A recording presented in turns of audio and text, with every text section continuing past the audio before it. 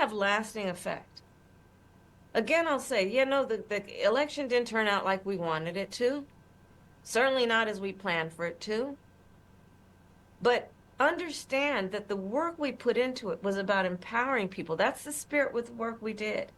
Our spirit and our work was about saying that it is a strength that we each have to lift people up, as opposed to beating people down. Well, hello, everybody. How are you doing today? We have Kamala Harris's address to the nation. Now, I know this is a few days old, and I know you've been seeing pieces and parts of this and been seeing commentary all over the place, but I thought, you know what, I was going to run this thing in total, and then you would have my melodious voice to listen to in commentary while we rip this to shreds. So, why don't we sit back and listen and as Kamala Harris drunk dials America and shows Democrats in total disarray. Thank you, Tim. Thank you. Back at Honestly, this is a comment that's older than the hills, but seriously, when you see that smile, it just looks like a great white shark eating its young. you, brother. You are such an extraordinary leader, and we have become lifelong friends. I just, in front of everyone, I want to thank you, Tim. You I love you, man. I do. I'm never going to forget you, man. You're always going to be there. I'm always going to be there for you, man. Seriously. you lead with courage, you lead with heart, you see the people, you care about the people. You believe in uplifting the dignity to which all people are entitled, and you do it and you have a sense of fun when you're doing it. But you are an extraordinary leader, and obviously the people of Minnesota are very, That man was a train wreck. Okay, that man was every bit the train wreck that the left tries to make J.D. Vance out to be. very, very lucky to have you there. But you are a national leader and a dear friend, and thank you. Noel, thank you for your work in Pennsylvania and all that you did for our campaign. And You did a great job. Thank you. And hey, if you like this and the other stuff that I do, please hit that subscribe button. It doesn't take that long, and it does help me with the algorithm. And you get to hear my voice. and let me just say to everyone on this call, I am so grateful for you, and I'm so thankful to you. I'm thankful for your love of our country and your willingness to put the work into it. I'm thankful for the faith that you put in me and Governor Walz and our team. And I am thankful because I know your character is such that you're not going to get knocked down. And you're in this fight. And you're These people made so much money off this woman, it's not even funny. You have backers right now that are telling the Democrats or the DNC that her career is dead in the water. She wasted so much money. She proved, basically, that she could not handle money at all. you're in it for all the right reasons. And I know that about you. It's why you're part of this call right now and all the work that you did over those 107 days and even before. That's your nature. And the outcome of this election obviously is not what we wanted. It is not what we worked so hard for. But I am proud of the race we ran. And your role in this was critical. What we did in 107 days was unprecedented. Now look, okay, I will be the first one to admit that try to pull all of this off in 107 days would have been a monumental task. All right, for let's just say anybody but an establishment Democrat. Now, again, 107 days is a short amount of time, but when you have the absolute backing of the mainstream media and most of big tech, then she should have been able to cruise to this. She should have, but she did a lot of things that she didn't. She did not run away from Joe Biden's record because she felt she couldn't, because that would be basically crapping on her own record. So she was caught between a rock and a hard place there. And quite frankly, I mean, she is not as erudite as Obama, nor does she have the political skills of Clinton. And I mean, she was doomed to failure. Think about the coalition that we built, and we were so intentional about that.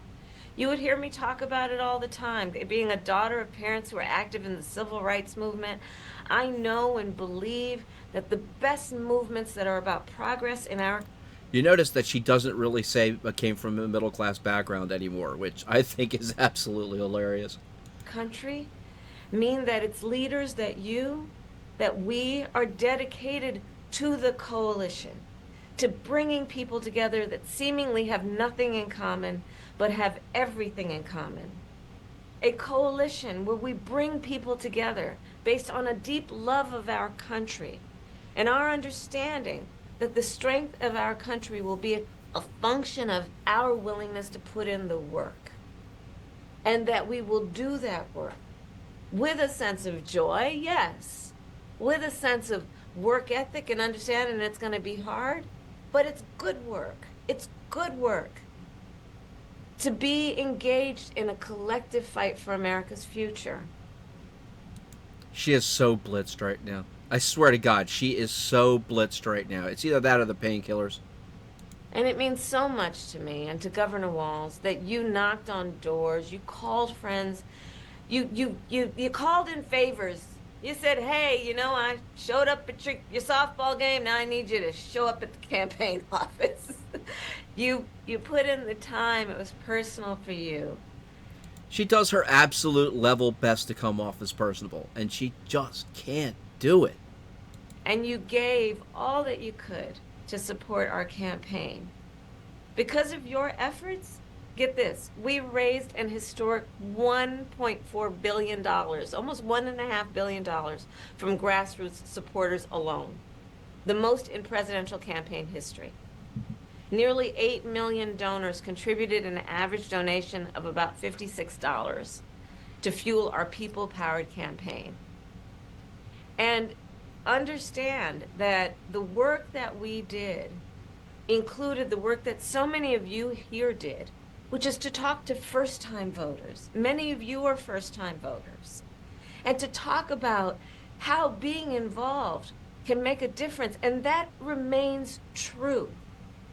And that's one of the pieces that I just want us to please take away, that our fight for freedom and for opportunity and for the promise of America, it included, for example, nearly almost 4 million first-time contributors to our campaign because of the work you did of helping people know that they can be engaged and that they're not outside, that they're inside, that we're all in this together. And that work continues. The work must continues. This is like none of this. This just like glides off my brain. Okay, and it's not because I'm high.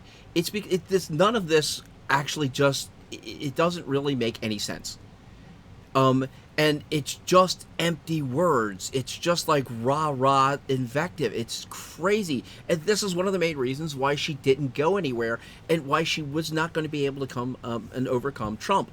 It's her campaign was full of empty verbiage. That and promises of doing stuff that she was had no hope in hell of being able to pull off, like the what was it, the $25,000 for first home buyers. That was not going to go anywhere. That would have destroyed first home buyers for the real estate business. Sorry, I'm fumbling over my words right now. Or she was trying to pull a Clinton and steal things from underneath of Trump. Like the no tips or no taxes on tips and the border wall. So, no, this was an absolute mess. And again, as everybody has said, and I've said, it doomed to failure. Of reminding ourselves that we have an ability to stay engaged in a way that will make a difference. The work that you all did, it's going to have lasting effect. Again, I'll say, the election didn't turn out like we wanted it to. As far as lasting effect is concerned, yeah, it's had a real lasting effect. The Democratic Party has almost fallen apart by this point in time by infighting of everybody pointing their fingers of why didn't you do this? I mean, seriously, her multi-million-dollar campaign staff was outthought by Baron Trump, for crying out loud. Certainly not as we planned for it to. But understand that the work we put into it was about empowering people. That's the spirit with the work we did. Our spirit and our work was about saying that it is a strength that we each have to lift people up, as opposed to beating people down. It is a strength we have that has lasting effect. So all that work that you did that was about engaging with other people, engaging with perfect strangers and in their face seeing a neighbor, that has lasting effect. It reminds people that there are leaders like you who care and will bring us together. And sometimes in the darkest moments, people lose faith in that. Are there people out there that feel that way? And you reminded people that yes, there are. And there are a lot of us.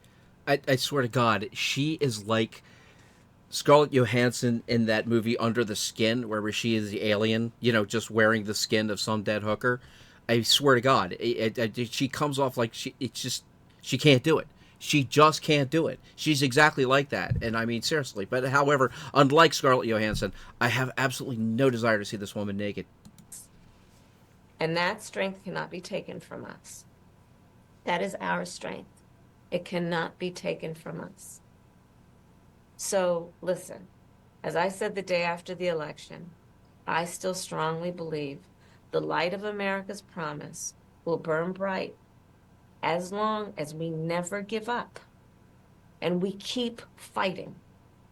And the fight that fueled our campaign, a fight for freedom and opportunity, that did not end on November 5th. A fight for the dignity of all people, that did not end on November 5th. A fight for the future, a future in which all people receive the promise of America. DEI was not built so that all people could receive the benefits of America. And she damn well knows it. And that's one of the main reasons why her campaign failed. Okay, no matter what she says right now, no matter what glorious words she said now or during the campaign, we heard her words prior. And a lot of it was the exact opposite of the things that she says now. No. A fight that is about a fight for the ideals of our nation, the ideals that reflect the promise of America, that fight's not over. Marxism really doesn't die that easily. I mean, seriously. So, yeah, the fight's not over. So look, we still have a lot to fight for, okay? A future where every American can pursue their dreams, ambitions, and aspirations, where the women of America have the right to make decisions about their own body, not their government telling. Okay. Again, let's get the science. Okay. The fetus is not a part of the woman's body. It has a separate DNA than the mother does.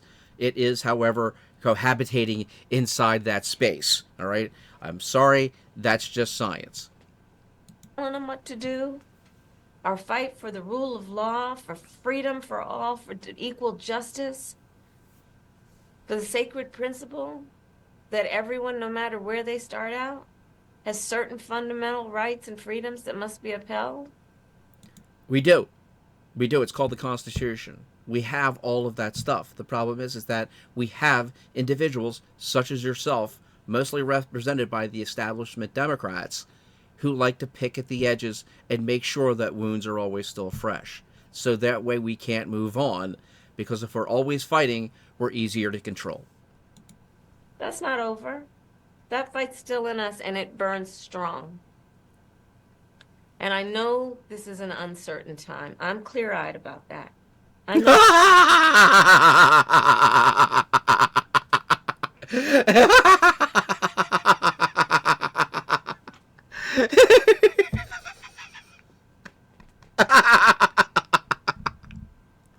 That woman hasn't been clear-eyed since November the 5th. I know you're clear-eyed about it. And it feels heavy. And I just have to remind you, don't you ever let anybody take your power from you. You have the same power that you did before November 5th. And you have the same purpose that you did. And you have the same ability to engage and inspire. So don't ever let anybody or any circumstance take your power from you. This is like mid-2000s high school guidance counselor speak. I mean, seriously, you say this with the voice and the style of Edie McClurg from Ferris Bueller's Day Off, you will be rolling, okay? Hit me up in the comments if you even know who that is. Look, this mission that we have, it takes hard work. But as you've heard me say many times, we like hard work. Hard work is good work. Especially if you can't remember it the next day. Hard work can be joyful work. And in doing our work, we will remain committed and intentional about building community, building coalitions, reminding people that we all have so much more in common than what separates us. We will be Except if you're whitey. Oh, no. Except if you're whitey who believes anything other than leftist drivel. Sorry, had to get that straight. armed with the faith and the fuel that tells us what is possible and then drives us to achieve it. So let's continue to organize and mobilize and stay engaged. And I thank you all. I thank you all.